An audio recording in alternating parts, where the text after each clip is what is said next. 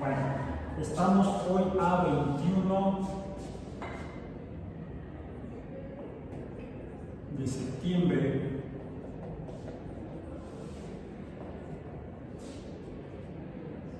de 2023 en Introducción al Pensamiento Crítico basado en ciencia.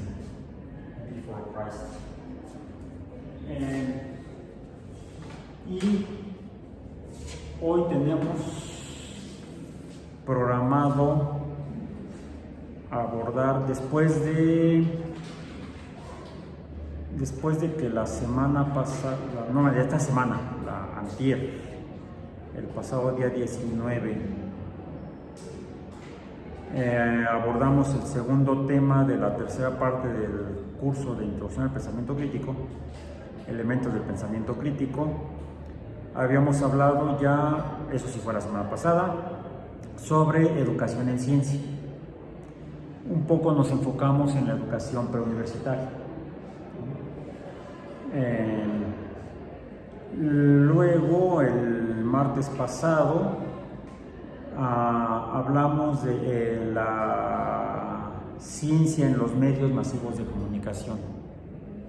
Me enfoqué en el periodismo, dado que es el ámbito en el que más frecuentemente se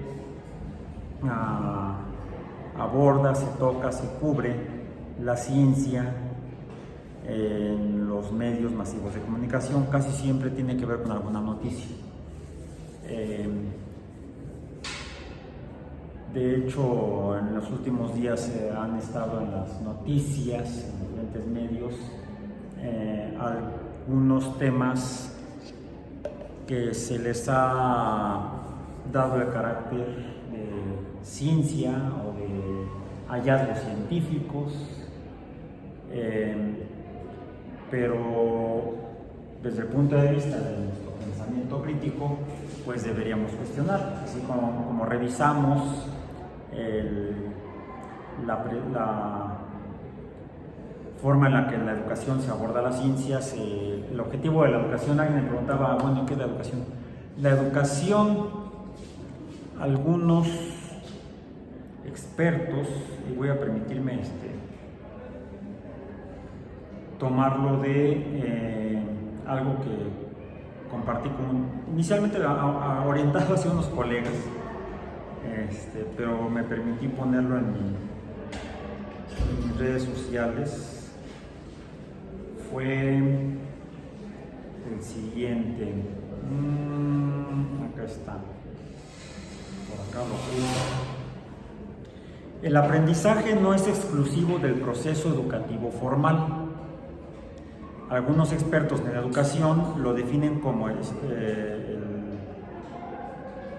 el proceso inducido para la modificación de pautas de conductas en el individuo en un ambiente estructurado y que evalúa el alcance del aprendizaje señalado. Esta última característica es la que distingue a la educación formal de la informal. Esto fue por una discusión que tuve con algunos colegas que se dedican más que a la educación, a la divulgación de la ciencia.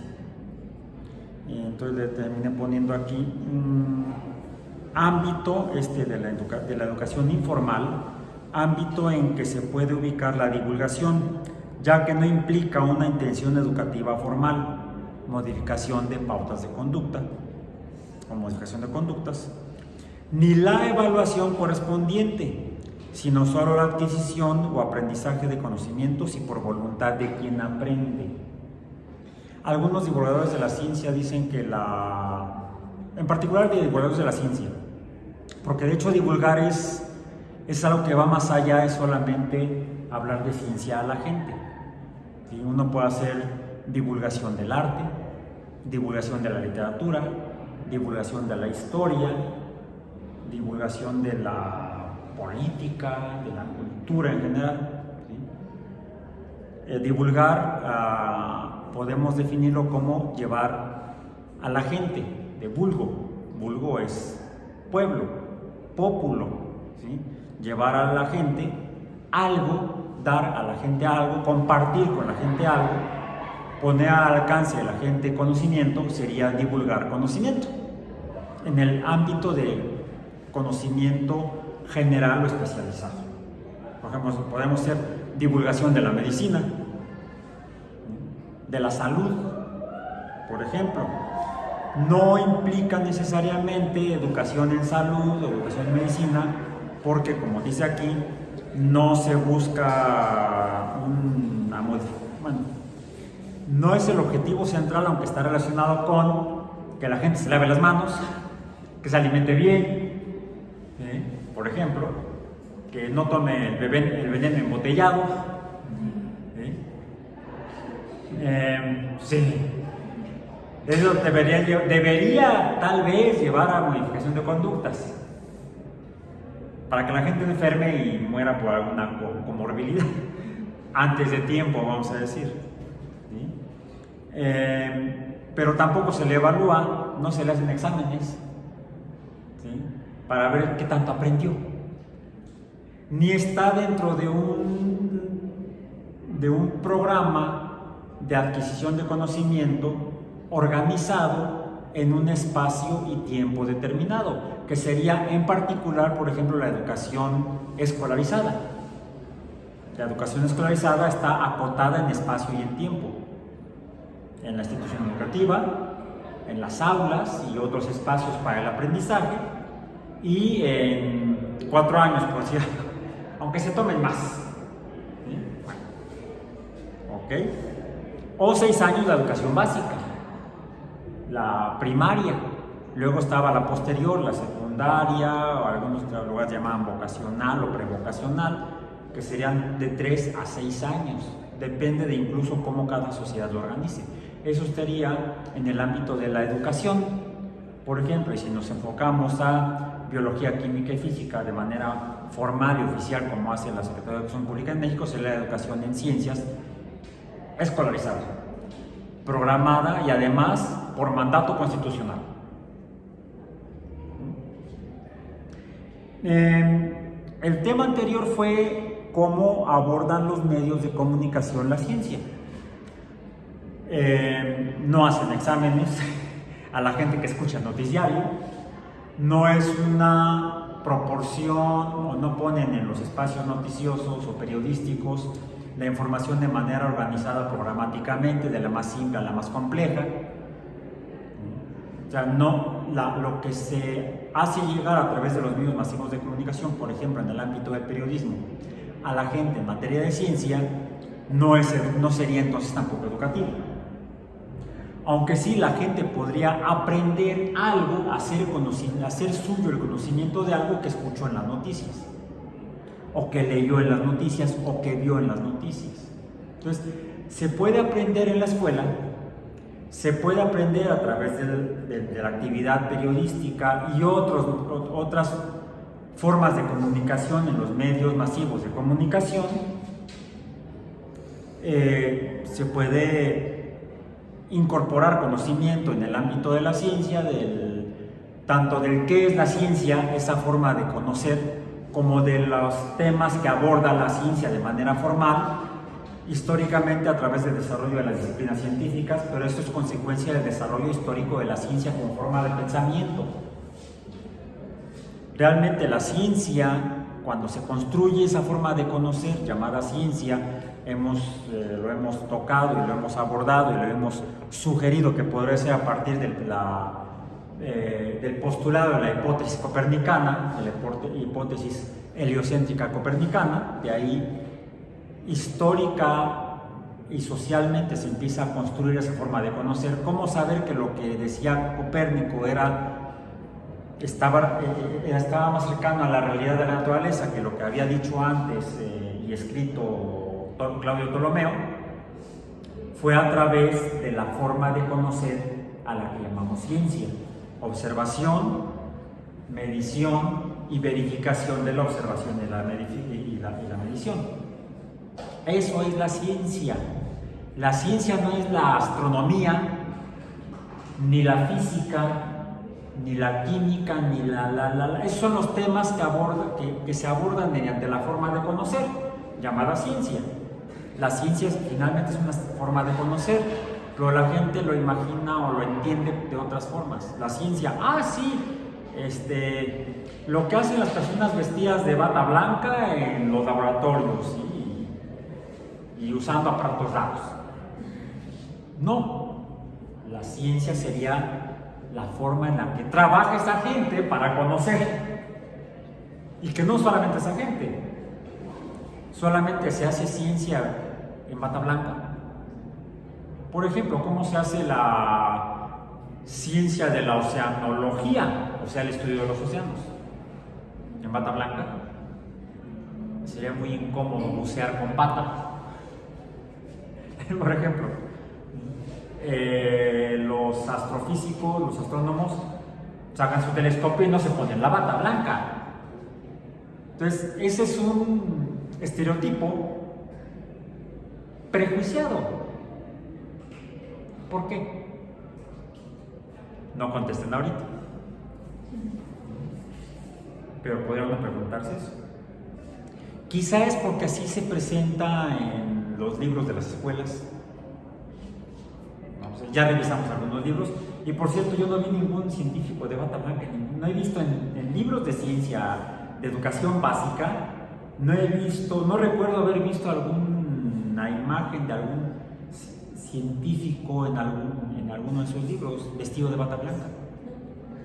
He llegado a ver, por ejemplo, fotografías en los libros de texto gratuitos anteriores, de las ediciones anteriores entre 2009 y el año pasado. Por ejemplo, fotos de gente con bata blanca, pero son médicos, personal de salud. Curiosamente no científicos. Gente tratando enfermos, por ejemplo. Pero ese es un estereotipo eso del científico con el tubo de ensayo y la bata blanca. En las noticias, a veces sí, desafortunadamente sí, a veces. Van a entrevistar al doctor fulano en su laboratorio. A mí me pasó en alguna ocasión, estábamos organizando un evento y queríamos promover los medios a través de noticias. De hecho, por un contacto con un amigo conseguimos que vinieran en un medio a entrevistarnos en el laboratorio en ese momento. Y cuando llegaron, nos vieron, estábamos adentro del laboratorio pero ni los científicos somos nosotros. Bueno, venimos a la entrevista y les vamos a tomar unas fotos. ¿Se podrían poner la bata? Teníamos las batas colgadas, las cuales nos poníamos cuando hacíamos algunos trabajos específicos. Yo típicamente me ponía la bata cuando iba a preparar la mezcla crómica para lavar el material, que la mezcla crómica se prepara con ácido sulfúrico, dicromato de potasio. Es peligrosísimo, entonces para no gerarme la ropa ni dañarme, lesionarme la piel, me ponía la bata porque la bata es una prenda de protección, no un disfraz de científico loco. ¿Sí? Aunque uno ve al papá de las chicas superpoderosas, el profesor, ¿cómo se llama? Nutonio, me acuerdo así, vestido de bata blanca, o a quién, a Dexter, el laboratorio secreto de Dexter. ¿Cómo estaba vestido Dexter? Bata blanca, guantes y anteojos. Por cierto, el profesor Nutonio no usaba anteojos. A veces es el malo de la película, el científico. ¿Cómo se llama? Era de Disney esta caricatura. Eran dos hermanos con una hermana. Phineas y Ferb, que tenían a la hermana mayor, la adolescente. Y el villano, el científico, de bata blanca. ¿Se dan cuenta de la imagen pública de los científicos en particular? Y es más, ya se salvaron ustedes. Todos hombres. ¿Se fijan? En las caricaturas y en las películas. Se trata del científico loco. ¿No existen las científicas locas? Ay, no. Israel, qué suerte. Qué bueno que no. Y sin embargo, hemos hablado de algunas mujeres en la ciencia, más en el curso de ecología. De hecho, el impacto ambiental, la primera denuncia impacto ambiental de las actividades humanas en la naturaleza, en los ecosistemas, la hizo pública una bióloga norteamericana, Rachel Carson, mujer. Una de las más importantes personas en aportación a la humanidad por sus descubrimientos en ciencia fue una gran mujer, Marie Curie, que sobrevivió a su marido porque su marido lo atropellaron en la calle y murió a consecuencia del atropellamiento, a Pierre. Como ella, ha habido otras. Por cierto, nunca he visto una fotografía de Marie Curie vestida con bata blanca. Por ahí debe haber alguna. Era química, más que nada por eso, para protegerse debe haber puesto bata en algún momento dado. Por cierto, muchos experimentos que se ve donde está en las fotos, no sé si la hicieron para la foto, la hicieron, no sale con bata. Bueno. Pues, ¿cómo es que la gente se entera de qué es la ciencia? Decíamos que tal vez a través de los medios masivos de comunicación, diarios, revistas, y revisamos algunos en la sesión pasada. En particular, traje esta revista, Science, y la voy a traer hoy por el tema de hoy. Esto mencionamos que es una revista científica. ¿Quiénes escriben aquí? Científicos. ¿Para qué?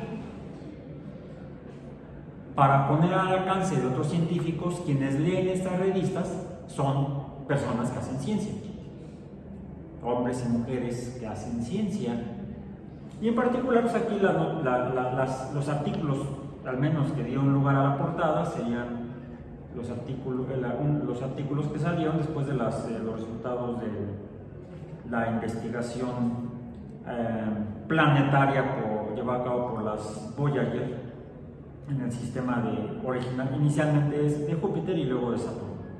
Aquí está. El encuentro del Voyager 2 con el sistema de Saturno, que fue lo que mencionamos la sesión pasada.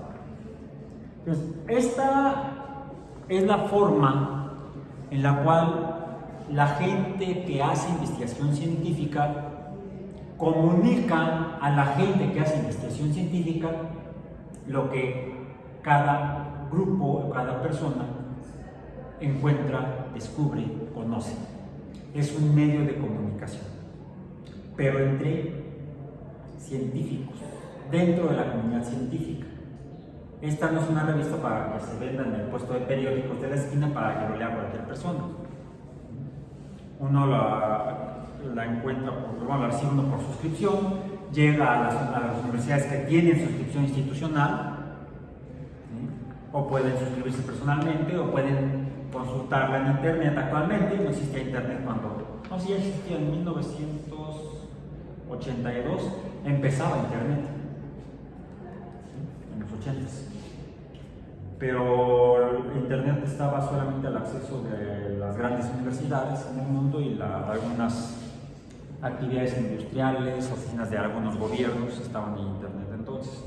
Actualmente sí podemos consultar la revista Science a través de internet, pero se requiere tener suscripción para poder leer a detalle los artículos.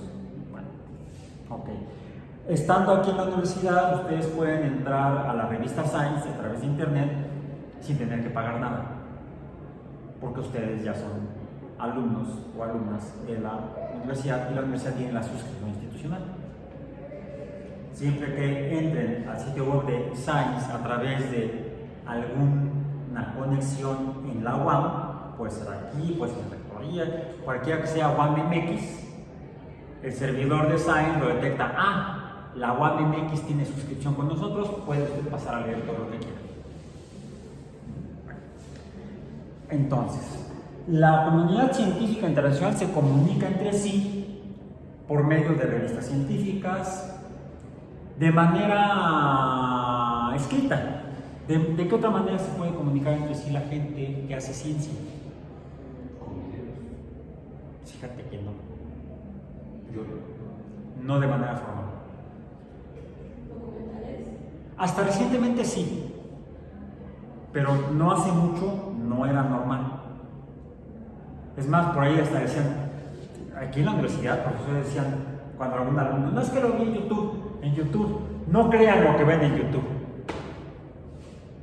Esos son youtubers. No, es falso. Lean la revista o lean el libro científico. No. Actualmente sí, pero porque las agrupaciones, las asociaciones y sociedades científicas, que además de algunas, como esta, la Asociación Americana para el Avance de la Ciencia, es una asociación científica, produce esta revista para que se comuniquen los científicos, no solamente americanos, sino del mundo entre sí. Aquí publica gente que pueda publicar aquí. Por cierto, publiqué en mis redes una imagen que está en otro artículo de otro número de la revista Science, que no traje ahorita. Les voy a mostrar, creo que tengo aquí la imagen. Sí, aquí está. Es esta gráfica. Búsquenla en mi Facebook, ¿sí? Y en mi Twitter. El de Alba G. Raúl, ¿sí? La publiqué esta, que la tomé de un artículo esta de Scientific American, no en particular de Science, pero en un artículo de Nature, la revista inglesa, hay una donde aborda esto. Y por ejemplo aquí dice, es una gráfica que dice artículos aceptados en la revista Science, en esta, entre 1990 y 1994, y son dos gráficas, una gráfica de líneas de curvas y otra de histogramas. La primera es el número de artículos enviados o sometidos por 12 países en desarrollo entre 1990 y 1994. A ver, se las voy a acercar para que la vean. La curva, la que aumenta, es el número de artículos enviados por investigadores de 12 países en desarrollo. También le dicen del tercer mundo. ¿Cómo está la gráfica de esa curva? Enviaron muchos, ¿qué pasa? Cada año en más investigadores de estos 12 países enviaban más artículos. Y la gráfica de la línea de abajo es la de los artículos aceptados para la publicación de Science. ¿Se ve la diferencia? ¿Sí? ¿Sí vieron la diferencia? El artículo en particular, en Scientific American y otro similar en Nature, menciona un hecho. Es muy difícil que los investigadores de países en desarrollo publiquen en esa revista, en Science. Envían muchos artículos y Science acepta unos cuantos. Luego viene la gráfica de histogramas,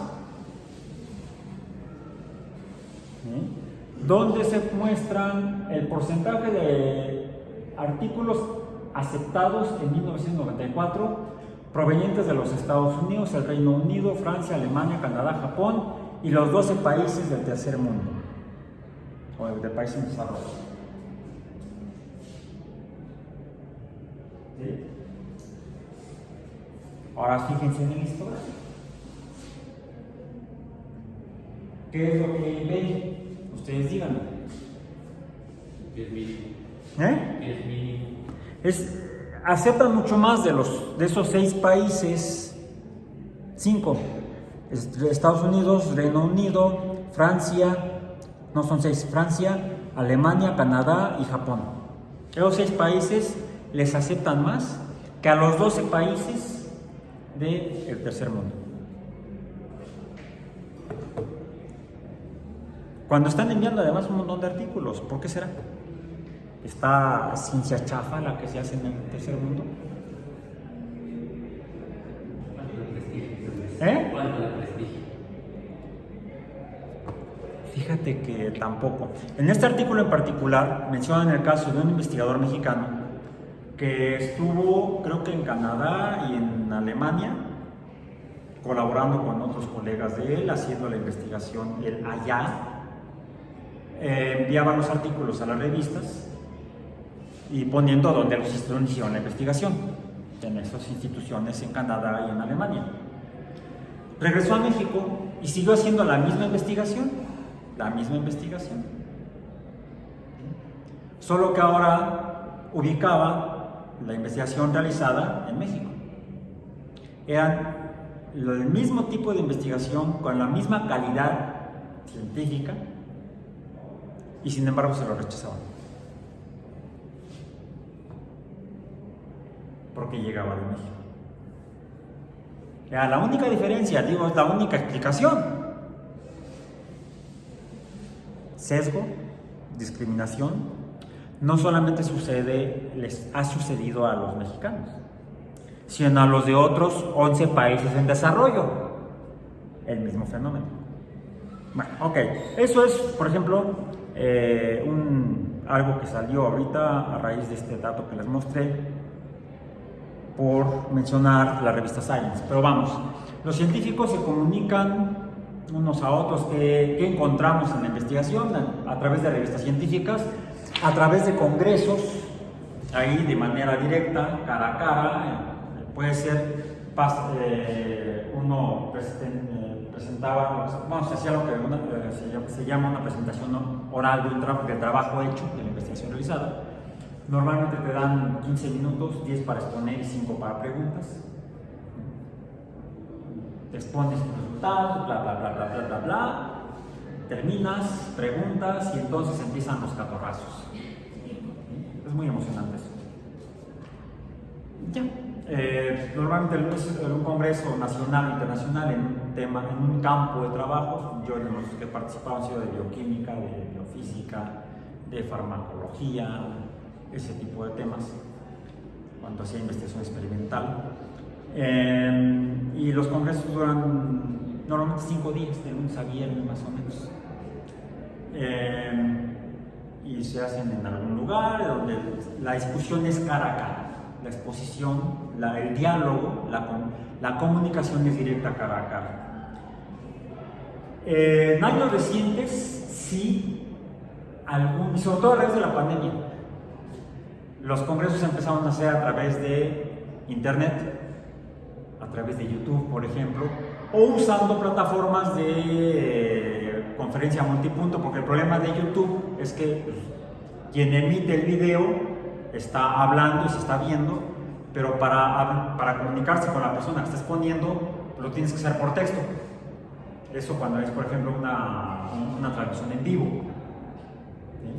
Lo mismo se puede hacer a través de... Algunos empezamos a hacer incluso a través de Facebook y otras redes sociales que tenían ese servicio de video en vivo, vamos a decir unidireccional, y la comunicación de los colegas de la audiencia en otros lugares a través del texto, el chat, vamos a decir. Y sí, varios congresos empezaron a realizar de esa manera. En algunos casos se echó mano de plataformas de servicio de video en vivo, pero lo que se llama multipunto, como Zoom, por ejemplo, ¿sí? Como el Meet, que creo que es de Google, ¿sí? Y otras. Plataformas que permiten enviar imagen y audio en tiempo real, pero entre muchas personas. No es el caso de YouTube, no es el caso de Facebook Live, etc. Y otras. Instagram también da el servicio, y últimamente también hasta TikTok, ¿sí? Lo que son videos en vivo. Si algunas instituciones y algunas organizaciones científicas han empezado a usar la tecnología de video en tiempo real, ¿sí? Sincrónico se dice, a través de internet, para poder tener a alguien participando en el evento, en el centro de congresos, vamos a decir, que no pudo viajar.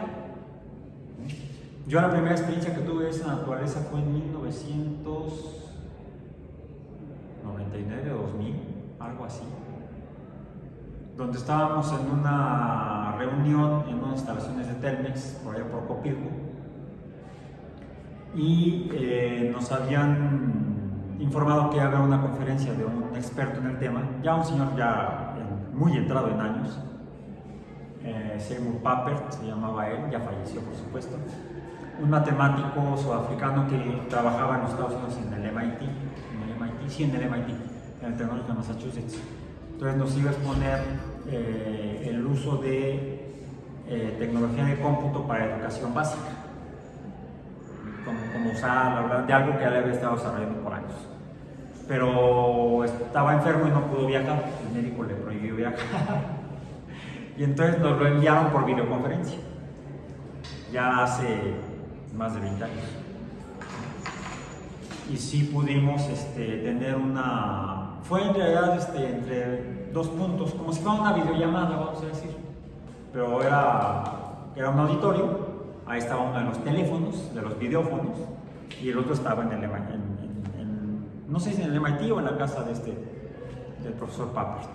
Entonces, sí, ya en los últimos años, y sobre todo a raíz de la pandemia de COVID, fue que las organizaciones científicas han empezado a usar internet, video en vivo, e incluso han ya establecido canales oficiales de las organizaciones. Entonces, ya pueden creer lo que ven en YouTube, vamos a decir. ¿Sí? Es que no crees lo que ves en YouTube. Pero ¿cómo? Si es el canal de la Asociación Americana para la Base de la Ciencia. La misma NASA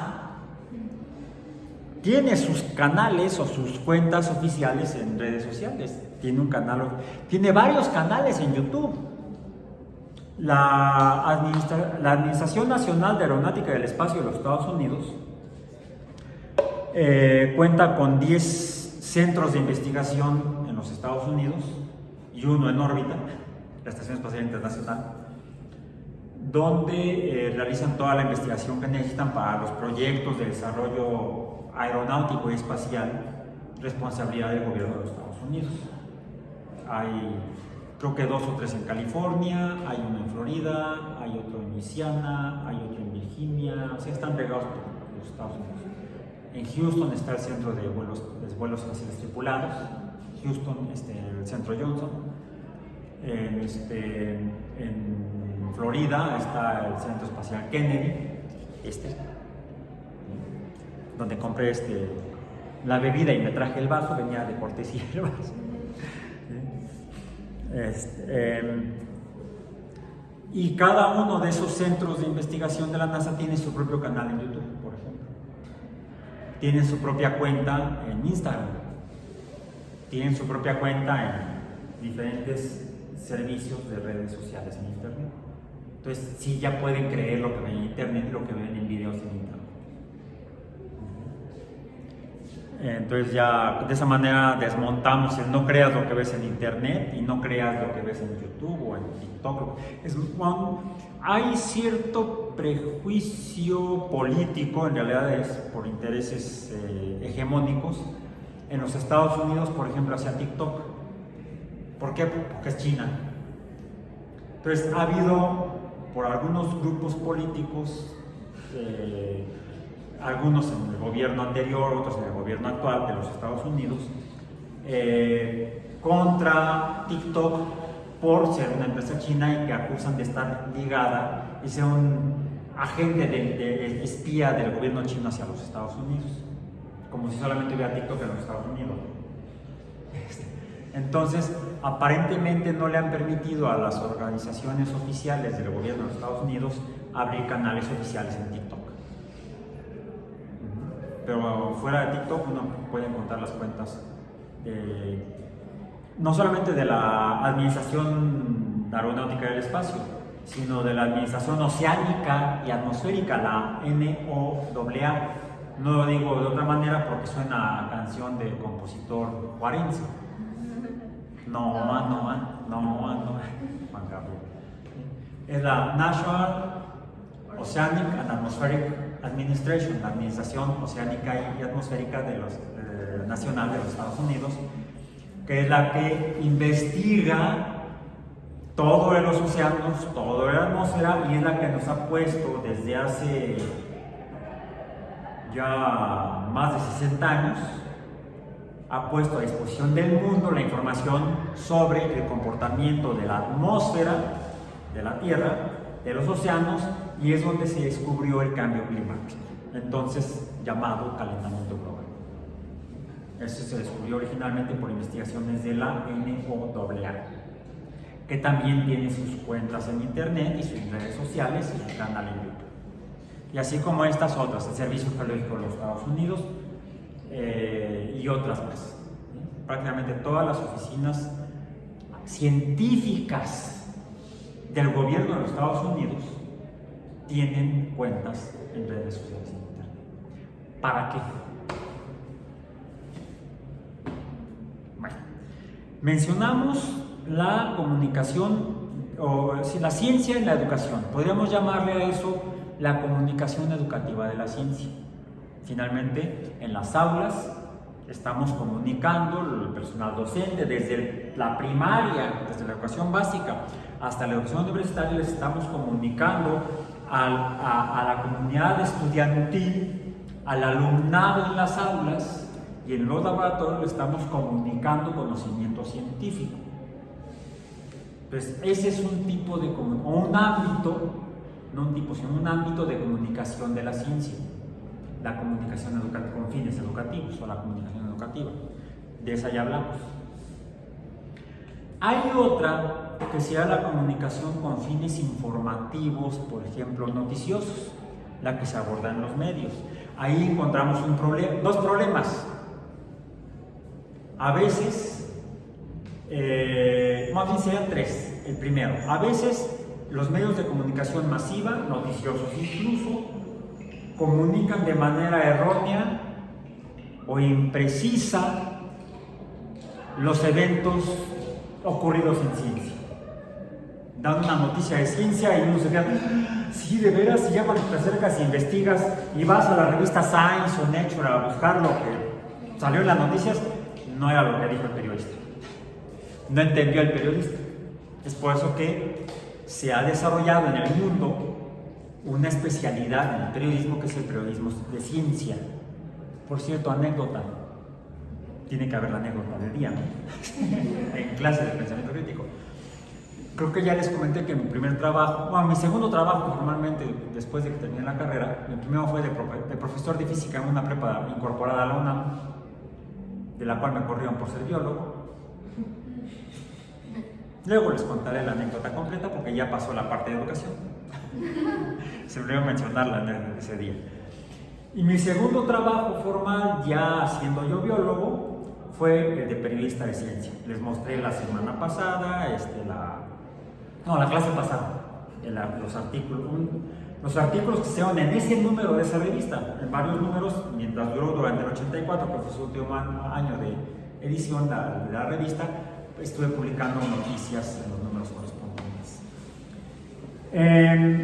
Ya estaba yo trabajando en eso y yo lo que quería era inicialmente dedicarme a eso, ser periodista de ciencia, ser periodista científico, dicen algunos. Bueno, era yo científico y periodista. Entonces, como siempre he dicho, si quieres hacer algo, estudia, aprende para que lo hagas bien. Decía mi padre, si vas a hacer algo, hazlo bien o mejor no lo hagas. Pero por eso pasa lo que pasa. Entonces, digo, ok, estoy empezando a hacer periodismo, pero no sé realmente lo que es el periodismo porque no estudié periodismo. Mi hermano mayor sí, pero yo no. Entonces, pero no quiero ser yo de la nota roja, de la policíaca, ni de sociales, no. Yo quiero ser periodista de ciencia. Pues voy a estudiar periodismo, al menos un diplomado en periodismo de ciencia. Si puedo, pues un posgrado, una maestría, por ejemplo. Y me puse a investigar. Busqué en la que entonces era la escuela más famosa de periodismo en México. Fui a preguntar y no tenían ni idea de lo que era el periodismo de ciencia. Muchas gracias, con permiso. Me fui a la biblioteca Benjamin Franklin de la Embajada Americana, de la Embajada de los Estados Unidos, y me puse a investigar ahí. Había información sobre los programas de posgrado en las universidades norteamericanas. Y encontré varios programas de maestría en periodismo de ciencia. ¡Ah! Yo quiero. Encontré dos que fueron los que más me gustaron, en la Universidad de Nueva York y en la Universidad de Arizona, en Phoenix. Esa fue la que me gustó más, me llamó la atención, porque la escuela se llamaba la Escuela Walter Cronkite de Periodismo de Ciencia. Walter Cronkite fue un periodista famoso en los Estados Unidos y incluso trascendió bastante más allá, que él, sus primeras aventuras así más emocionantes como periodista fue cuando fue corresponsal de guerra en las misiones de bombardeo aéreo de Alemania por los bombarderos norteamericanos. Sobrevivió a la guerra. Y ya él trabajaba para la CBS, para la Columbia Broadcasting System, originalmente a radio, ¿sí?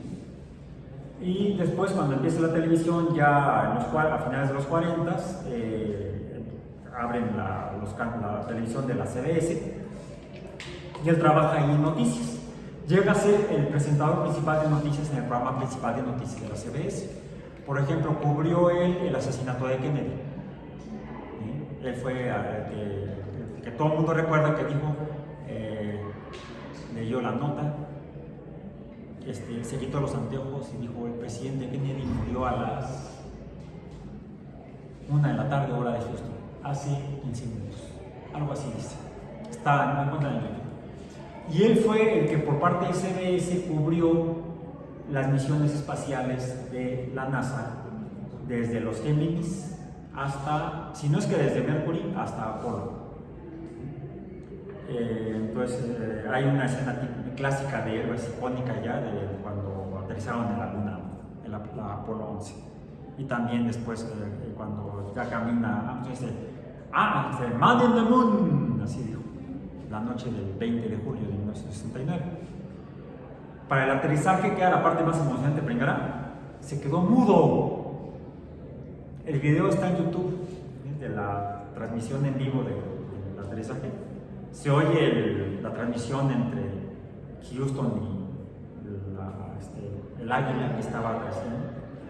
Y de repente hacía algún comentario. Él estaba con un astronauta, Wally Schirra, en el estudio. Los dos comentando, comentaban algo, sí, ya va, ya. De repente, cuando están a menos de un minuto de que se les acabe el combustible, se quedan callados. Cuando finalmente se oye el Tranquility Base here, the Eagles has landed, los dos se quedaron mudos de la emoción. Ya después, vean el video, no les spoileo más. Entonces, eso es la comunicación periodística de ciencia, comunicación al resto de la gente. Entonces tenemos ahorita ya 3 ámbitos de comunicación de la ciencia: la comunicación entre científicos, o la comunicación especializada, en revistas, en congresos, en simposios, la comunicación entre pares. Segundo ámbito de la ciencia de comunicación, la educativa, desde la educación básica hasta el posgrado. El objetivo es el aprendizaje de quienes están formándose para tal vez ser simplemente ciudadanos o ser profesionales de la ciencia. Depende del nivel educativo. Y el tercer ámbito, ¿cuál es? Al resto de la gente, no a los colegas, no al estudiantado, al público general. Y habría 2 formas principales. La primera, periodística, que ahí tenemos, decíamos, un problema, que a veces los periodistas no saben cubrirlo. Yo por eso quería estudiar la maestría en periodismo, no pude, porque no conseguí la beca. A los pocos meses ya estaba yo trabajando en la revista Naturaleza, salió el concurso para la UAM y aquí estoy. Por eso no soy periodista de ciencia. Trabajé en un principio sí como periodista de ciencia, sí, durante un año. Tuve que dejarlo porque no pude hacer lo que yo creía que era necesario: estudiarlo, prepararme para ser un profesional del periodismo de la ciencia. No. Me convertí en profesor investigador de la UAM, participo y he participado desde 1984 en la comunicación educativa de la ciencia, desde preescolar, sí, hasta posgrado. Y me he dado cuenta de la diferencia entre cada uno de los niveles cómo tienes que aprender a comunicar para fines educativos en diferentes niveles de conocimiento científico, la formación científica. Y debes estudiarlo, debes prepararte. El estudiar una licenciatura en ciencias y salir con, ay, ahora soy científico y puedo ser profesor de ciencias y consigues chamba en una primaria, estudia, porque no sabes cómo hacerlo. ¿Cómo ser docente? ¿Cómo ser docente de ese nivel? No, y no porque es que voy a dar química y soy químico, por decir algo, ¿no? Estudié química en la facultad de química, entonces sé enseñar química a los niños formalmente química ya está en tercero de secundaria. Pero puedo dar clases de química en tercero de secundaria, no. El que sepas química no significa que sepas cómo ayudar a que aprendan química adolescentes de tercero de secundaria que además son terribles. ¿Sí? Tienes que prepararte física y mental y psicológicamente. Llevas la armadura. No, tienes que conocer a las personas que van a estar frente a ti. Cómo se comunican entre ellos y cómo debes tú comunicarte con esa gente. Eso en el ámbito educativo. Es algo similar cuando uno se ve en la necesidad de comunicar al público general, que no existe, bueno, sí, más o menos, tu conocimiento científico. Y ese es específicamente nuestro tema de hoy. La comunicación de la ciencia, pero al público general. A las personas que no están estudiando para ser científicos y no a la comunidad científica, que son tanto los estudiantes como los que ya trabajan en ciencia haciendo investigación científica. Esa es la comunidad científica, quienes se están formando y quienes ya están trabajando, quienes ya están haciendo ciencia. No te vas a comunicar con ellos. O a lo mejor sí, pero ¿qué crees? Te tocó ir a dar la charla al departamento de astronomía o al departamento de sociología o a la facultad de letras,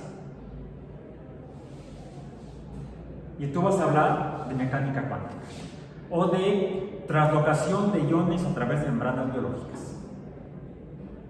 Vas a hablar del metabolismo celular a astrónomos, a literatos, a sociólogos.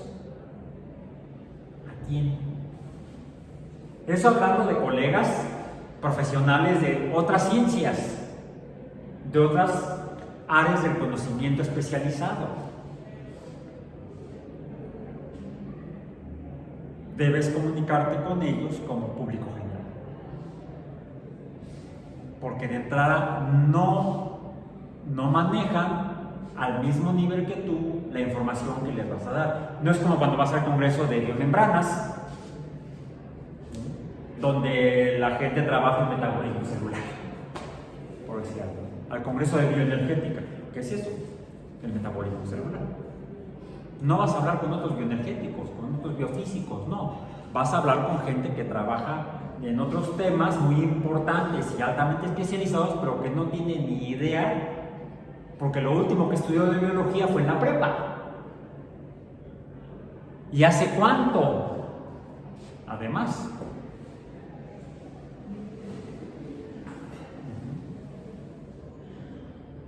Entonces, debes conocer a tu público. Debes prepararte. Debes aprender a comunicar, así como lo haces para dar clase de química en secundaria, prepa, universidad, licenciatura o posgrado. Debes prepararte para hablar de química a filósofos. O es más, me ha tocado, he ido a dar charlas, he ido a vender chiles a Clemente Jacks.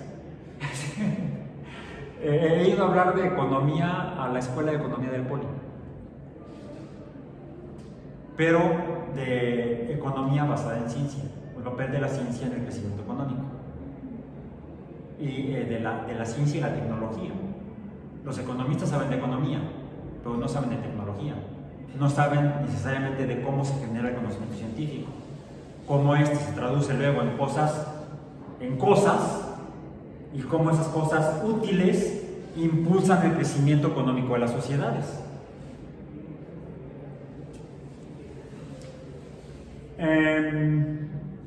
Este vaso es de 2007. ¿2007? Sí, 2007. Todavía el presidente de los Estados Unidos, George W. Bush. Había sucedido el accidente del Columbia y se habían cancelado las misiones del transbordador espacial. Ya se iba a salir el servicio. Todavía voló hasta 2013 y iba a ser un retiro paulatino. Y entonces decían los de la NASA, no vamos a quedar sin chamba. Entonces fueron a promover ante el presidente y ante el Congreso, la NASA puede hacer muchas otras cosas. Y entonces en aquel tiempo, finalmente el presidente Bush dijo, la visión para la exploración del espacio, la NASA en los próximos años estará extendiendo nuestro alcance hacia el espacio, regresando a la Luna y construyendo el camino para la eventual exploración humana de Marte y más allá. Qué bonito suena, ¿verdad? De hecho, era la Tierra, la Luna y Marte. Esto es propaganda de la NASA en 2007 para promover el proyecto que le habían vendido al presidente Bush y que él había medio comprado. Finalmente no les dio la lana suficiente para alcanzar esto, se notó. No han llegado a Marte y están tratando de regresar a la Luna. ¿Por qué es importante comunicar la ciencia más allá de las aulas y de los colegas? Por ejemplo, ya mostré otra vez la revista Science, salió lo de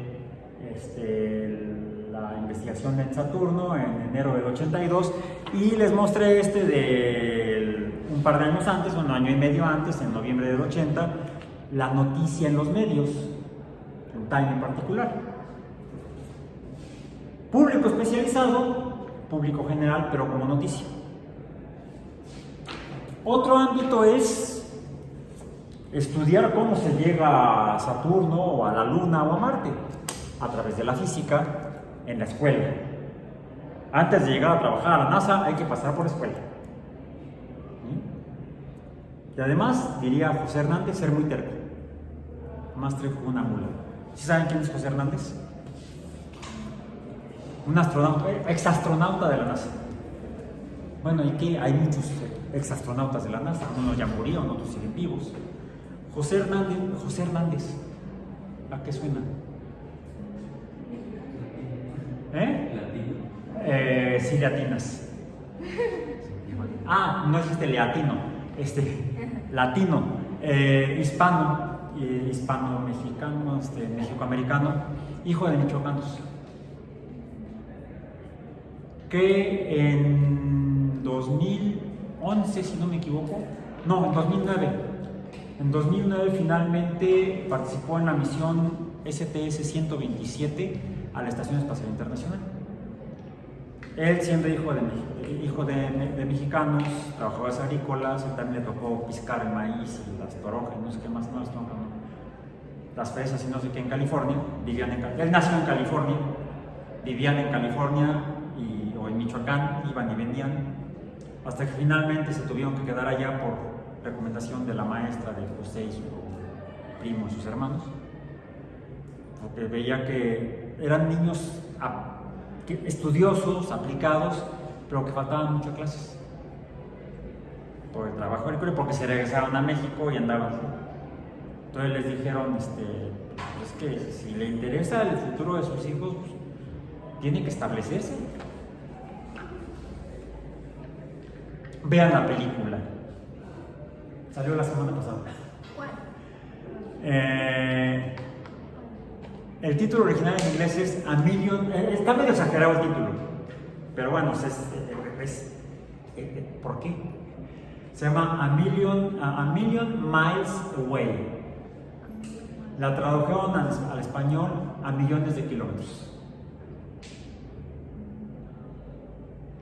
La vida de José Hernández. Está muy buena. Está muy buena.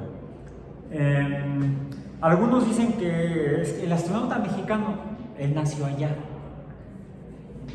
pero es hijo de mexicanos. Entonces, por derecho constitucional, puede optar por la doble nacionalidad, mexicoamericano. Confieso que no sé si la tiene. No sé, yo no sé. No le he preguntado. No sé, pero José aprendió física en la primaria, en la secundaria, hizo el high school, se graduó del high school, estudió en la Universidad de Stockton, creo, una carrera de ingeniería eléctrica, creo, y luego hizo una maestría en la Universidad del Pacífico en ingeniería. José Hernández, ya lo estoy googleando. ¿Sí? La película está, voy a hacer el anuncio, está en Amazon Prime. ¿Sí? Yo la pude ver porque mi esposa tiene cuenta en Amazon Prime, porque tiene ahí una tienda. Entonces, está muy buena la película, está muy buena. Sí es cierto, está modificada para ser más emocionante, ¿sí? Porque el objetivo de José Hernández de hacer la película le costó, yo creo que más trabajo que viajar a la Estación Espacial Internacional. Lo intentó varias veces. Me refiero a entrar a trabajar a la NASA. Dice que fue rechazado 11 veces antes de ser aceptado en el programa de entrenamiento, sí, en 2004, a los 42. A los 40. Él somos casi de la misma edad. Él nació a principios del 62, creo que en enero del 62, algo así. Agosto. Yo soy del 61, somos casi contemporáneos. Y él le tocó ver las misiones Apolo a la Luna estando allí. Y según narran, y él lo contaba antes, ¿sí? Pues él dijo: yo quiero ser astronauta. Y su papá le dijo: pues nada más estudia. Su maestra le dijo: estudia. Estudió la carrera en ingeniería. Se puso a investigar qué estudiaban los astronautas. Ya en ese entonces, los primeros astronautas norteamericanos eran pilotos militares, todos ellos, pueden ser de la Fuerza Aérea, de la Navy, lo que fuera, pero todos tenían estudios universitarios. Por ejemplo, un piloto héroe de los Estados Unidos que fue rechazado para ser astronauta de la NASA fue el primer hombre en romper la barrera del sonido en avión. Se llamaba, ya falleció, Charles Yeager. Hay una película sobre él, más o menos, ya es un poco más extensa la película, basada en un libro escrito por un periodista, un libro de tipo histórico, de cómo se desarrolló el principio de la carrera espacial, ¿sí? A partir de los vuelos experimentales de los aviones experimentales X de los Estados Unidos. Entonces, Chuck Yeager rompe la barrera del sonido en 1947, y cuando la década siguiente se da el inicio de la carrera espacial, él era uno de los pilotos más experimentados. Todo el mundo pensaba: pues va a ser el primer astronauta norteamericano. Pues no, porque el cuate nada más tenía high school. Entonces, por instrucciones del presidente Eisenhower, que él dijo que quería que fueran pilotos de pruebas militares, pero con estudios universitarios, rechazaron al mejor piloto que tenían, a Chuck Yeager. En fin. La siguiente tanda de astronautas, ya cuando estaban con el programa que iban a la Luna y que iban a hacer investigación científica, la segunda generación de astronautas, no, fue la tercera generación de astronautas. Las primeras dos generaciones de astronautas de la NASA eran pilotos militares, todos ellos, con estudios universitarios. De hecho, uno de ellos, Buzz Aldrin, que fue el segundo en caminar en la Luna, es doctor en doctor en astronáutica por el MIT. Antes de ir a la Luna ya tenía doctorado. Su tesis la hizo sobre ¿cómo se llama? Gravitación universal, ¿sí? Sobre navegación con base en la mecánica celeste. Entonces, sabía lo que hacía, sabía cómo llegar a la Luna, ¿sí? Y fue su tesis doctoral. La tercera generación ya no eran necesariamente pilotos militares, podían haber sido pilotos militares, pero lo que les pidieron es que tuvieran alguna carrera de ingeniería o ciencias o medicina. Había médicos, había ingenieros y había geólogos, y uno de ellos fue el penúltimo hombre en caminar en la Luna, el único científico que caminó en la Luna, Jack Smith. Harrison Smith se llama realmente, Jack es su apodo. Harrison Smith es geólogo, tiene posgrado en geología y era como niño en juguetería cuando estuvo allá. Entonces, sí hubo un científico en la Luna. Entonces, desde entonces, para ser astronauta de la NASA se requiere estudiar alguna carrera de ciencias, o ingeniería, o medicina. La persona que tenía el récord de los Estados Unidos en mayor permanencia en el espacio, ya la rompió por accidente un astronauta que está por regresar. Se quedaron ahí atrapados porque la nave rusa en la que habían subido tuvo una falla, una fuga. Finalmente no la pudieron reparar. Tuvieron que enviar otra nave, están por regresar próximamente. Se tuvieron que quedar más de un año. No estaba programado así, pero se quedaron más de un año y rompió la marca de la persona de los Estados Unidos, astronauta con mayor permanencia en el espacio, en tiempo acumulado, no solamente en un solo vuelo, que era una mujer, Peggy Whitson. Bueno, Peggy Whitson estudió, es bióloga, con doctorado en bioquímica. Y es la que tenía la marca de mayor permanencia en el espacio. Lo que sí creo que tiene es la marca de mayor tiempo fuera de la nave en actividad extravehicular. Siendo bióloga, doctora en bioquímica, le tocó más de una vez salir a instalar cosas y quitar cosas de la estación espacial, por todo lo que tenía que hacer uno cuando está allá arriba. Bueno, ok. Por eso es que es importante comunicar a la gente la ciencia. ¿Por qué? La NASA estuvo históricamente, y lo acabo de comentar con unos colegas divulgadores de la ciencia argentinos, ellos dos. La NASA estuvo en 3 ocasiones a punto de ser extinguida, desaparecida por el Congreso de los Estados Unidos, porque salía muy cara y además muy peligrosa. La primera vez en 1966 o 67. 67 creo que fue en enero del 67. No me acuerdo, pero fue en enero. Cuando se dio el accidente del incendio en la Apolo 1, en la que murieron 3 astronautas de la primera y segunda generación. Buzz Grissom, el segundo norteamericano en el espacio en vuelo parabólico, después voló en Géminis. Buzz Grissom, Ed White, el primer norteamericano en caminar en el espacio, en el proyecto Géminis, y uno que era novato, todavía no volaba al espacio, Roger Chaffee. Roger Chaffee era piloto militar de los Estados Unidos y de hecho le tocó volar en las misiones espías durante la crisis de los misiles en Cuba. Uno de los aviones U-2 que tomó fotos, lo voló él, creo que para la Fuerza Aérea, para la CIA en realidad. Entonces, era piloto de pruebas también, entró como astronauta a la NASA y murió en el incendio de Apolo 1.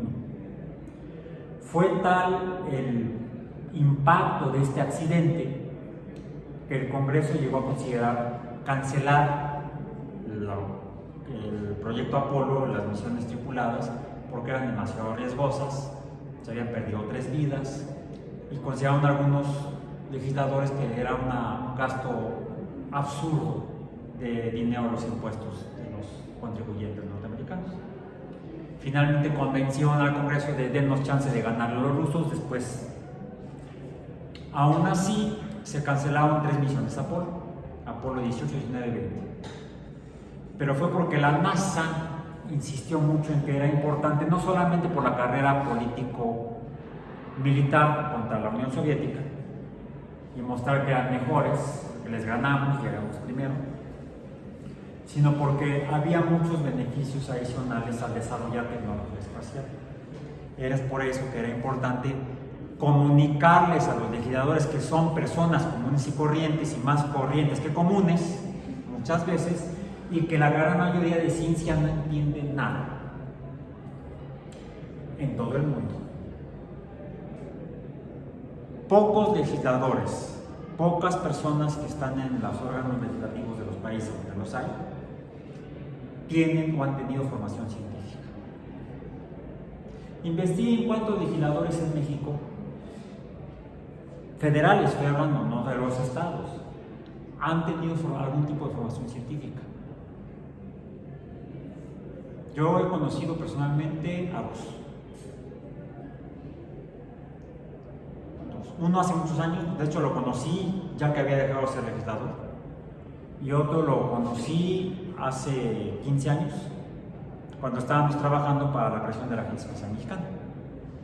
De hecho, él fue el que me invitó. Yo le invité a dar una charla aquí en la UAM por otro motivo, será motivo de tal vez salga en otro tema en otro día, pero ahorita ya no, porque se nos está acabando el tiempo. Es por eso que es importante comunicarle a la gente. Algunos de ellos van a ser legisladores, algunos de ellos van a entrar a la polaca para bien o para mal. Mejor que sea para bien si saben lo que es la ciencia y para qué sirve, y qué no es ciencia, para que no los engañen. Por ejemplo, que es el otro punto por el cual es preocupante cómo los medios cubren la ciencia en los medios, cómo los periodistas o la gente de medios cubre la ciencia. A veces, ya mencioné, cubren mal los eventos científicos reales, y a veces cubren cosas que creen que son ciencia. Ha sucedido en los últimos días en México y hemos sido, a mí realmente no me preocupa mucho el hazme reír en el mundo. No, ha habido cosas peores. Además, el cuate ya es muy conocido desde hace mucho. ¿Saben de quién estoy hablando? De los marcianitos. Bueno, no marcianos. Sí, Jaime Maussan. Y sus momias extraterrestres.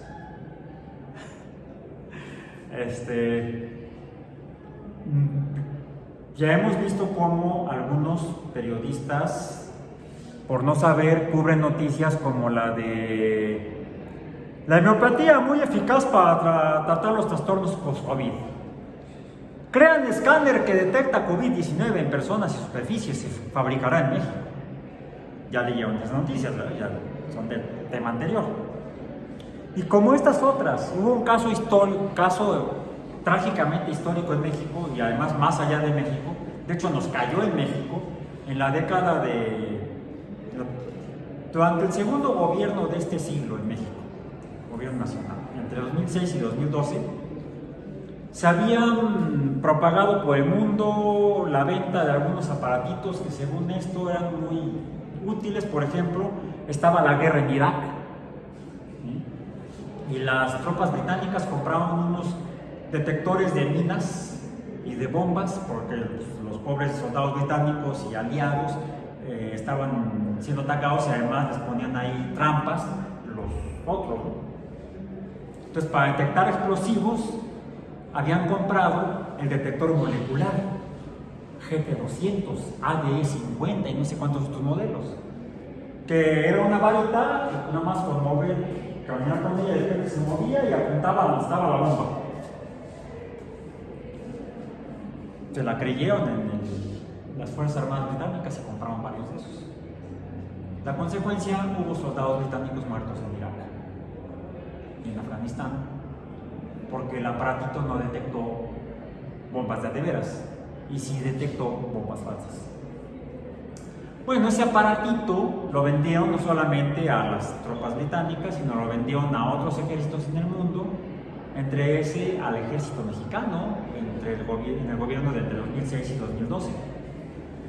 Es más, hasta le hicieron una demostración al presidente.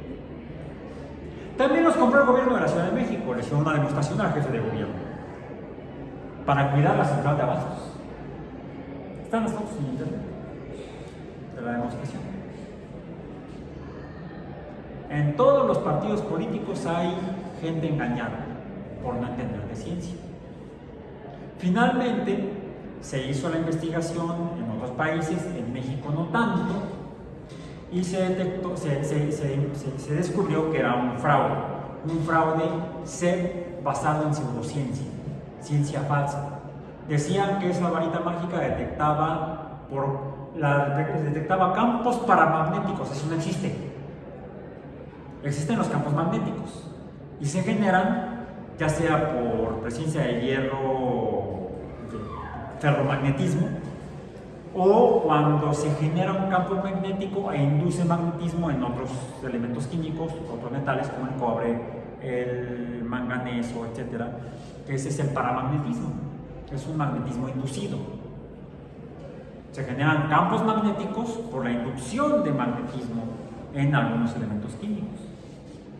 Entonces no existen los campos paramagnéticos. Es lo que decía la publicidad del aparatito. No lo entendían quienes estaban comprando esas cosas. Y quienes autorizaban el presupuesto, que son los congresos, los legisladores. Y los secretarios de Estado, o los directores de oficinas, eran los que compraban las cosas y bien que les veían la cara. En México se usó para detectar drogas y hubo gente inculpada con base en que le detectaban la droga con la varita mágica. Bueno, me tocó participar también en eso, en desmontar esa pseudociencia. Por eso es que es importante, no tanto vamos a meter a los legisladores a clases de ciencias, no. A lo mejor sí sería recomendable, pero no indispensable.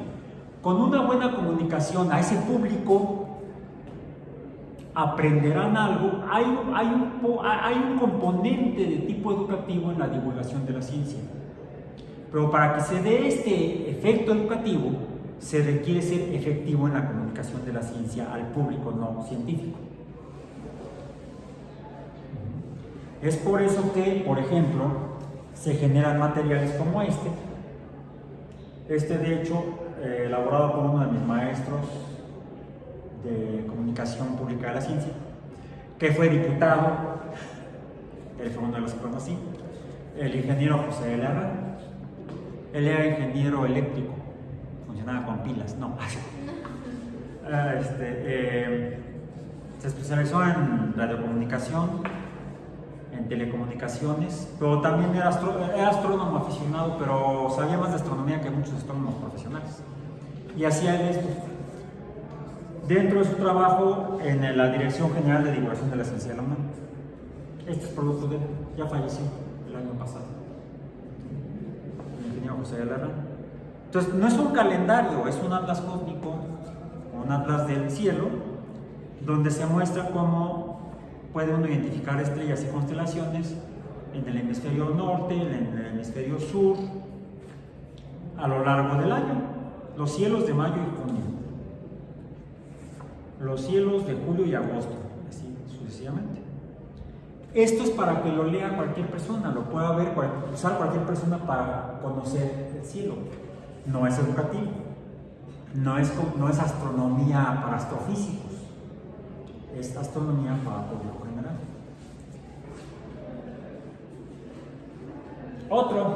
Esto lo hicimos nosotros, aquí en la UAM, con la ayuda de mi esposa, que es la fotógrafa. A través de por qué es importante que la NASA siguiera trabajando en los vuelos espaciales tripulados. Requieren insumos, requieren trajes para los astronautas, requerían las botas para caminar en la Luna.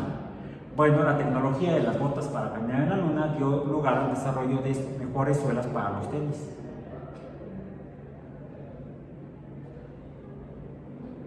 Es lo que se llama spin-off o impacto o transferencia tecnológica de un área especializada a el mercado general para que lo use la gente. Dice, el sistema de coginamiento de los zapatos tenis Kangaroo, esto ya salió, fue desarrollado a partir de los mismos materiales de espuma de poliuretano utilizados en los trajes lunares de Apolo, en particular en las botas. Entonces, esto es comunicación pública de la ciencia al público general, de manera gráfica, a través de fotografías.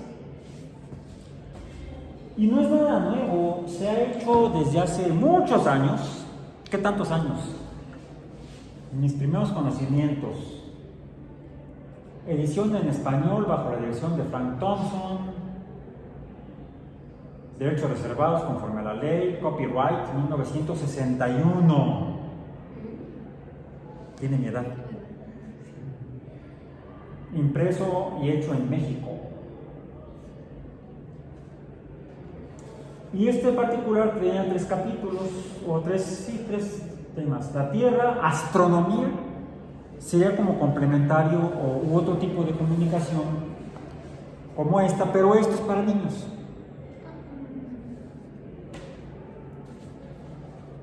Vean, por ejemplo, las ilustraciones, déjenme ver.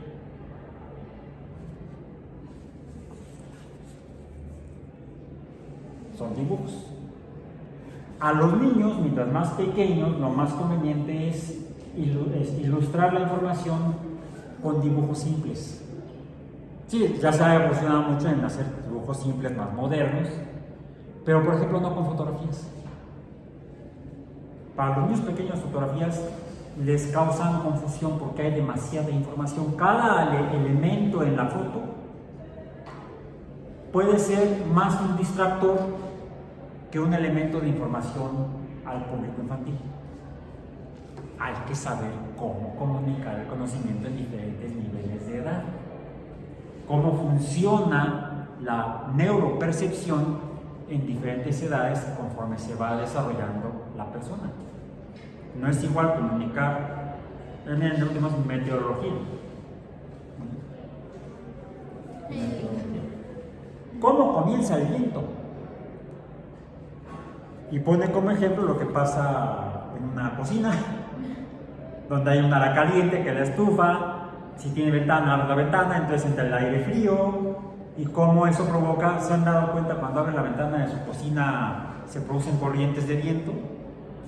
Lo mismo sucede con de la misma manera se produce el viento en la atmósfera por gradientes de temperatura. Entonces, tiempo y clima son 2 cosas diferentes y a la fecha mucha gente no lo entiende. Hablan de tiempo hablan de clima como si fuera el tiempo. Pronóstico del clima. ¿Ya dan el pronóstico del clima en la televisión?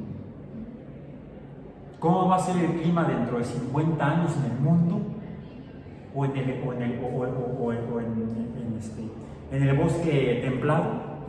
Porque sí, el clima ha cambiado, pero el clima es el comportamiento general de los patrones del tiempo meteorológico en diferentes regiones geográficas por la esfericidad de la Tierra y la inclinación de la misma. Eso. No es lo mismo que el tiempo meteorológico, que son los cambios de las variables físico-químicas, presión, temperatura, etc., en la atmósfera y que se ven influenciadas por los océanos. Hay una transmisión de energía de los gases de la atmósfera al cuerpo de agua de los océanos y viceversa. Y eso es lo que provoca los fenómenos meteorológicos, pero que son diferentes en tiempo y espacio en grandes regiones, que eso es el clima. ¿Saben cuándo aprendí eso? No fue en la escuela, fue en estos libros, cuando tenía yo 6 años. Sí, no son libros para la escuela, no es educación. Cuando un niño lee un libro de este tipo, incluso ya un niño del siglo XXI, en un libro editado no en 1961, sino tal vez en 2021, a ese niño en un libro de divulgación está aprendiendo fuera de la escuela. Y ese aprendizaje quizá le pueda ser útil cuando llegue a ser diputado y entonces vote inteligentemente y con base en ciencia a favor o en contra de alguna reforma legal. Por eso es, entre otras cosas, es importante la comunicación pública de la ciencia. ¿O ustedes qué me dicen? Pero, ¿por qué no incluirlo dentro de la educación? Sí está, pero la escuela, la educación escolar está acotada en tiempo sobre todo. ¿Cuánto tiempo están los niños en la escuela primaria? Diario, estoy hablando. 8 horas. Sí, o 7 horas. 6 horas. No son 8, son 6 horas. Quiten el tiempo del recreo. Son alrededor de 5 horas y media más o menos. Entre 5 y 5 horas y media. Y en el modelo anterior tenían que abordar varias disciplinas. Era un modelo educativo con base en disciplinas. Había que estudiar matemáticas, geografía, español, ciencias naturales, historia, ¿sí? Y todas esas disciplinas se organizan en un currículo de asignaturas o materias, dando tiempo específico a cada una de ellas, de 45 a 50 minutos para cada una de ellas en ese intervalo de 5 horas y media.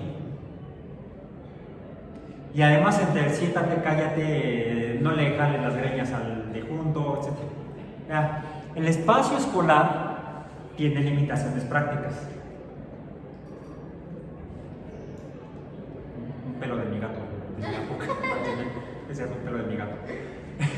De uno de mis gatos. Entonces,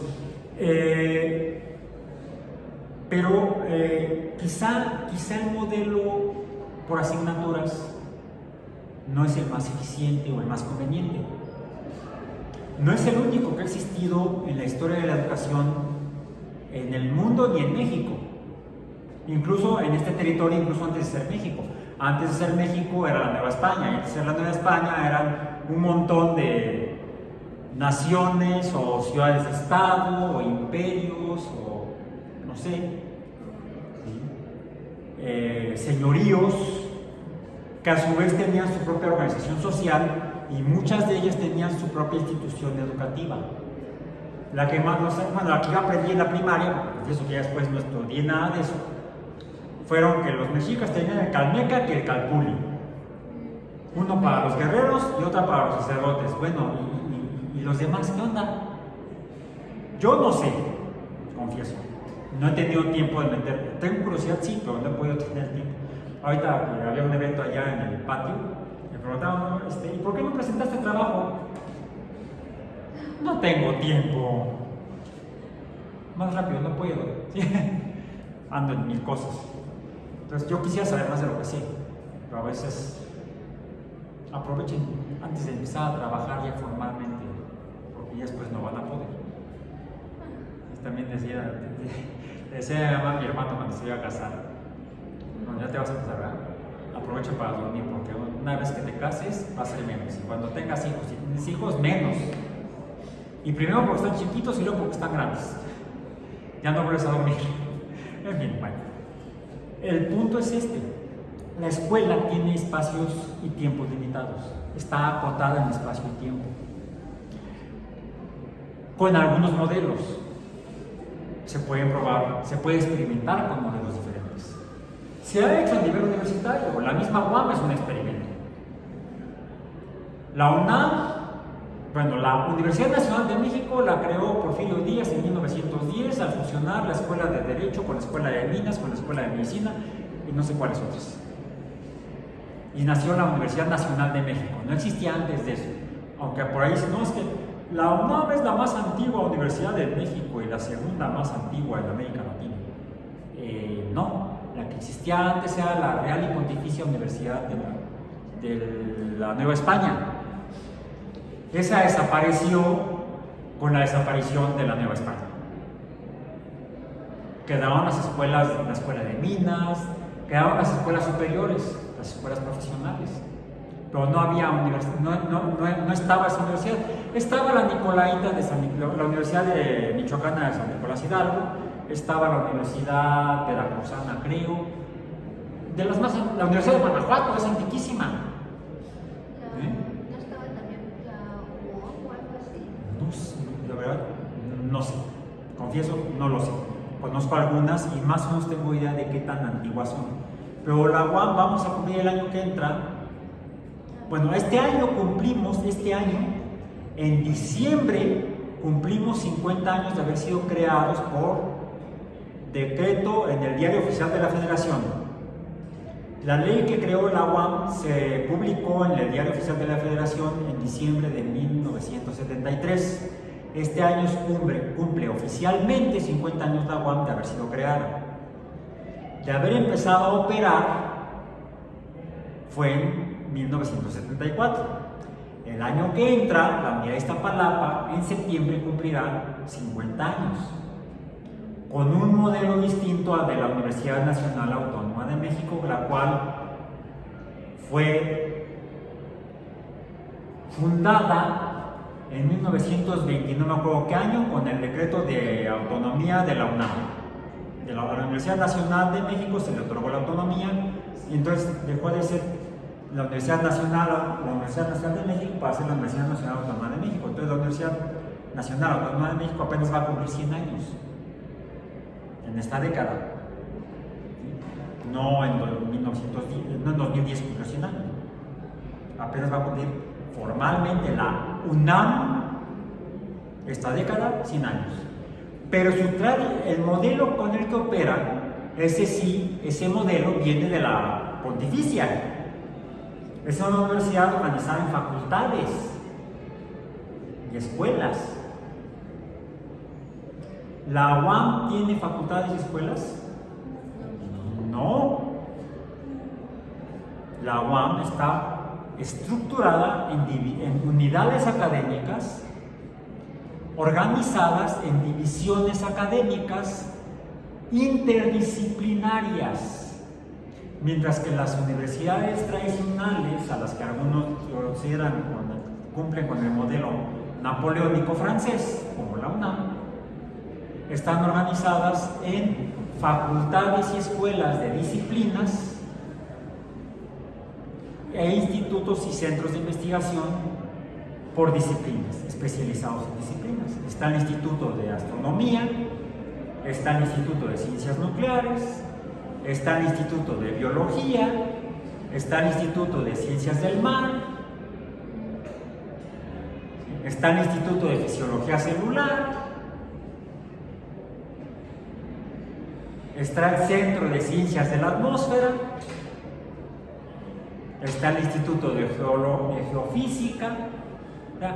Hay institutos y hay facultades, la Facultad de Medicina, la Facultad de Veterinaria, la Facultad de Odontología, la Facultad de Ciencias, separada de la Facultad de Química.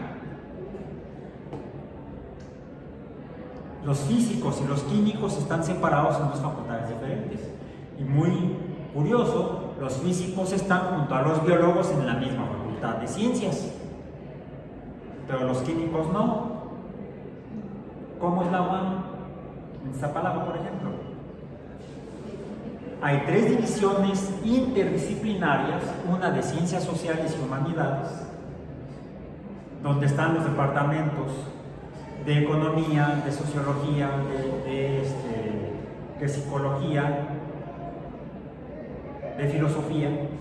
Está la división de Ciencias Biológicas y de la Salud, donde están los biólogos, hidrobiólogos, biólogos experimentales, ingenieros bioquímicos. Ingenieros en ciencias biológicas sí, porque son ingenieros bioquímicos, ingenieros en alimentos. Y está la división de Ciencias Básicas e Ingeniería, donde están los físicos y los químicos y los matemáticos. Hay los ingenieros eléctricos, por ejemplo.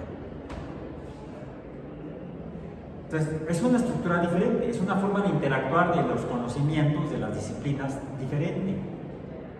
Por eso en la UNAM no se entienden, o en el Poli no se entienden. Creen que Somos catedráticos, estamos en facultades y ¿qué más? Y trabajamos en semestres. No somos catedráticos, somos profesores investigadores. Me preguntan, ¿y es investigador? Sí. Ah, entonces no es catedrático. Pues no, pero soy profesor. Ah, pero ¿es profesor o investigador? Soy profesor e investigador. Y luego cuando digo que soy biofísico-químico, ya se acabó. Ya no preguntan más. ¿Y en qué facultad trabaja? ¿O en qué escuela trabaja? No trabaja en una escuela. Pues no queda clases. Sí, pero es en la división de ciencias biológicas. Ah, entonces en la escuela de ciencias biológicas. No, en la división de ciencias biológicas. No en la escuela de ciencias biológicas del POLI, la ENCB, la Escuela Nacional de Ciencias Biológicas. No. O sea, es rara la UAM, porque es un modelo educativo diferente. Y dentro de la UAM además tenemos modelos distintos. Xochimilco trabaja con un modelo modular. Y ya no pregunten más, no digan más, porque entonces la gente se infarta. Llaman a los médicos de la División de Ciencias Biológicas y de la Salud de la UAM Xochimilco, que estudiaron medicina en un sistema modular, donde su mayor experiencia es en la medicina preventiva, además, no curativa. Sí, saben curar, pero el enfoque de la medicina en Xochimilco es preventiva. Mientras que en la medicina tradicional, en las demás escuelas y facultades de medicina, es terapéutica, es paliativa. ¿Sí? Atiende al enfermo, no previene que se enferme, es remedial. Son enfoques, no son modelos diferentes, son misiones diferentes del fenómeno, de cómo es la medicina. Como atención a la salud. Por eso es que este conocimiento es importante que lo conozca la gente, más allá de la UAM en particular, por ejemplo, más allá de Xochimilco, más allá de la UAM en su conjunto. Y entonces esta universidad, que está por cumplir 50 años, aportará todavía más al bienestar de la sociedad mexicana, que es la que nos sustenta con base en sus impuestos. ¿Por qué la UAM debe seguir existiendo? Porque hace eso y otras muchas cosas para el bienestar de la sociedad mexicana. ¿Qué debemos hacer? Comunicar al público general en México lo que hace la UAM. Y hay, para cerrar, muchas otras formas. Ya mencionaba yo, por ejemplo, que José Hernández se interesó en hacer la película para mostrar a la gente qué es un astronauta, qué se le quiere para ser astronauta, pero no solamente eso, que aún los hijos de trabajadores agrícolas migrantes pueden ser astronautas. Además de informativo, es motivacional. Y no fue el primero en intentar a través del cine. Escribió el libro, por cierto. Se llama Alcanzando las Estrellas, creo que sí, o Alcanzar las Estrellas. La película de versión fílmica del libro. O sea, escribió un libro hace ya algunos años, salió a las librerías, lo conocían, bueno, ya saben que existe. ¿Cuánta gente lo habrá leído? ¿Qué tiene más impacto? ¿El libro o la película? Probablemente la película. Por eso buscó hacer la película. Y no fue el primero en hacer este tipo de cosas para difundir el conocimiento a la gente que le puede ser útil o que lo necesita. Carl Sagan lo hizo. Carl Sagan, astrónomo, investigador en la Universidad de Cornell, profesor de astronomía en el departamento de astronomía de la Universidad de Cornell. O sea, hacía investigación, era profesor investigador, vamos a decir. Era profesor investigador, pero también fue divulgador de la ciencia, comunicó la ciencia al público general, primero a través de libros, luego a través de artículos en revistas populares, luego a través de la televisión como invitado en programas nocturnos, Tonight Show de Johnny Carson, en la década de los 70 ya salía ahí, para 1973 ya salía en la televisión, en el programa nocturno. para 1980, cuando salió Cosmos, hizo una serie de televisión, usó la televisión no solamente como salía ahí como invitado, sino se hizo toda una serie de divulgación y además escribió el libro, que se tradujo a mucho, como la serie de televisión se tradujo a muchos idiomas para propagarse por más países. Se estrenó en México el mismo año, el mismo mes que en los Estados Unidos. Entonces, usó no solamente los libros y no solo la televisión, sino que lo último que hizo, y desafortunadamente, escribió novelas. Escribió al menos 3 novelas. Yo conozco 2, una se llama Cometa, no la he leído, y otra se llama Contacto.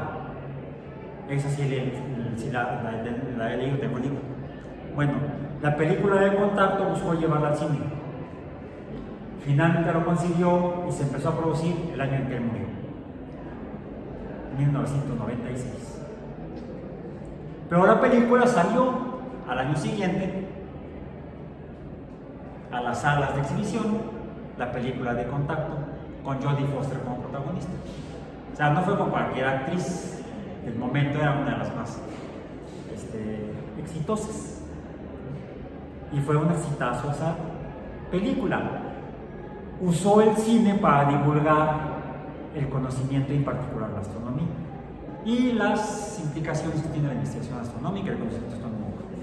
Pero no es el único modo, también podemos probar el cómic.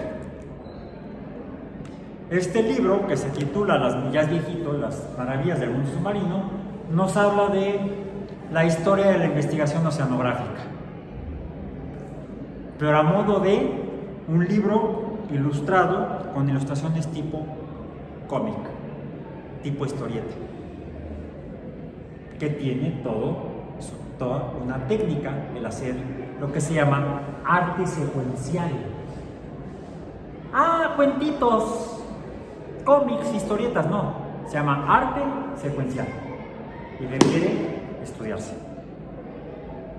Por cierto, uno de los fundadores o de los pioneros de esto fue el autor del color que usaban en la película de Barbie, el rosa mexicano. El rosa mexicano. El rosa mexicano, ese color así como muy bugambilia, ¿sí? Fue idea de uno de los fundadores del cómic en México. El maestro... se me fue su apellido. Ya murió, tenía más de 90 años. Fue maestro de mi hija. De dibujo, precisamente. Se me fue el nombre. Bueno, otro día se los comparto. Por hoy terminamos.